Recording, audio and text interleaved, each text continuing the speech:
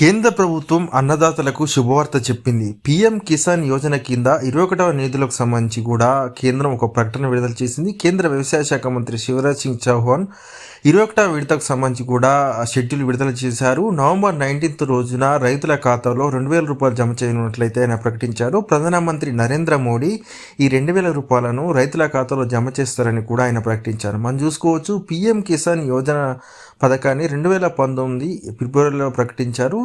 ఈ పథకం కింద సంవత్సరానికి 6,000 రూపాయలను రైతుల ఖాతాలో జమ చేస్తారు.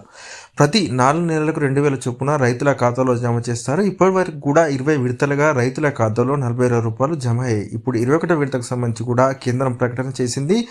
నవంబర్ 19న దేశంలోని 9 కోట్ల మంది రైతులకైతే 2,000 చొప్పున జమ కానున్నాయి. ఇప్పటికీ 21వ విడతకు సంబంధించి కూడా అధికారిక సమాచారం కేంద్ర వ్యవసాయ శాఖ ట్విట్టర్లో అయితే ప్రకటన చేసింది. సో రైతులు 19వ రోజు మీ ఖాతాలను చెక్ చేసుకున్నట్లయితే పీఎం కిసాన్ 21వ విడత నిధులు అయితే జమ కానున్నాయి. అయితే ఈ పీఎం కిసాన్ 21వ విడత నిధులు జమ కావాలంటే రైతులు తప్పనిసరిగా ఈకేవైసీ చేసుకోవాలి. ఈకేవైసీ చేసుకున్న రైతులకు మాత్రమే పీఎం కిసాన్ 21వ నిధులు జమ అవుతాయని చెప్పేసి కూడా అధికారులు స్పష్టం చేశారు. మనం చూసుకోవచ్చు, ఇప్పటి వరకు కూడా 20 విడతలుగా అయితే నిధులు వచ్చాయి. అయితే ఈకేవైసీ ఎవరు చేసుకోలేదో వారికి రావడం లేదని చెప్పేసి కూడా రైతులు చెప్తున్నారు. ఇప్పటి వరకు కూడా చేసుకున్న రైతులు ఎవరైనా ఉంటే వెంటనే మీ సేవ లేదా సిఎస్సి సెంటర్లకు వెళ్ళి ఈకేవైసీ చేసుకోవచ్చు. ఈకేవైసీ చేసుకోవడం చాలా సింపుల్ అని చెప్పేసి కూడా చెప్తున్నారు. మరోపక్క పీఎం కిసాన్ యోజన కింద అర్హులైన రైతులు ఎవరని చెప్పేసి కూడా చాలామంది అడుగుతున్నారు. అయితే మనం చూసుకోవచ్చు, ఈ పథకానికి ఎలాంటి కండిషన్ అయితే లేదు. అయితే ఎన్ని ఎకరాల భూమి ఉన్నప్పటికీ కూడా ఆ రైతుకు 6,000 మాత్రమే ఇస్తారు. అయితే